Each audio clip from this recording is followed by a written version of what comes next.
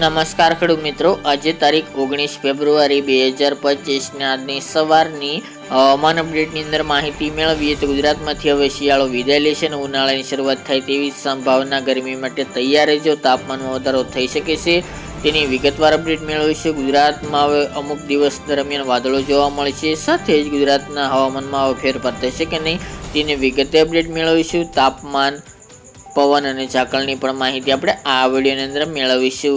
ચેનલમાં નવા હોય તો ચેનલને સબસ્ક્રાઈબ કરી નાખજો અને વિડીયોને લાઈક આપીને તમામ ખેડૂત ભાઈને શેર કરી દેજો. હાલ ગુજરાતની અંદર અત્યારે તાપમાન ધીરે ધીરે વધી રહ્યું છે, એટલે કે હવે ઋતુ પરિવર્તન ચાલી રહી છે, જેના કારણે હવે શિયાળામાંથી ઉનાળાની શરૂઆત થઈ ચૂકી છે. સાથે જ મિત્રો હવે તાપમાન પણ ધીરે ધીરે વધે તેવી શક્યતા રહેલી છે.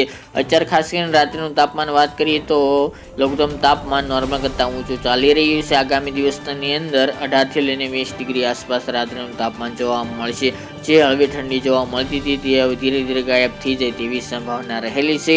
જ્યારે મિત્રો બપોરનું મહત્તમ તાપમાન અત્યારે 33 થી લઈને 35ની રેન્જમાં જોવા મળી રહ્યું છે. અમુક વિસ્તારની અંદર 36 ડિગ્રી પણ જોવા મળી રહ્યું છે. તો બપોર દરમિયાન ગરમી જેવો માહોલ પણ જોવા મળી રહી છે, જેના કારણે ઉનાળાની શરૂઆત ગણી શકાય. સાથે જ મિત્રો હવે હવામાનમાં કોઈ પણ ફેરફાર થવાની સંભાવના નથી. તેમજ ખાસ કરીને વાત કરીએ તો ગુજરાતમાં ગઈકાલના રોજથી વાદળો જોવા મળી રહ્યા છે. અમુક જગ્યાએ હાઈ લેવલના પણ વાદળો જોવા મળી રહ્યા છે, અમુક જગ્યાએ ઘાટા વાદળો પણ જોવા મળી રહ્યા છે. આજે 19 તારીખ દરમિયાન પણ વાદળો જોવા મળે અમુક ભાગોની અંદર તેવી સંભાવના દેખાઈ રહી છે. સાથે જ વાત કરીએ તો અત્યારે ઉત્તર ભારતમાંથી વેસ્ટર્ન ડિસ્ટર્બન્સ પસાર થઈ રહ્યું છે, જેના કારણે ઉત્તર ભારતના ભાગોની અંદર હિમવર્ષાની સાથે વરસાદની પણ સંભાવના છે, જેના કારણે ગુજરાતમાં તેની અસર જોવા મળશે. આજે પણ દિવસ દરમિયાન અમુક જગ્યાએ વાદળો જોવા મળશે, એમાં પણ કચ્છના ભાગો હોય, સૌરાષ્ટ્રના ભાગો હોય અને ઉત્તર ગુજરાતના ખાસ કરીને ભાગોની અંદર વાદળછાયું વાતાવરણ અમુક જગ્યાએ જોવા મળે તેવી શક્યતા રહેલી છે. પરંતુ ગુજરાતના ખેડૂતોને ગભરાવાની જરૂર નથી, કોઈ વરસાદની સંભાવના જણાતી નથી, પરંતુ આ વાદળો જોવા મળશે છૂટાછવાયા વિસ્તારોની અંદર. બાકી મિત્રો હમણાં માર્ચ મહિના સુધી ગુજરાતના હવામાનમાં કોઈ પણ ફેરફાર આવે તેવી સંભાવના નથી. આ સિસ્ટમ છે તે ઉત્તર ભારતની અસર કરશે.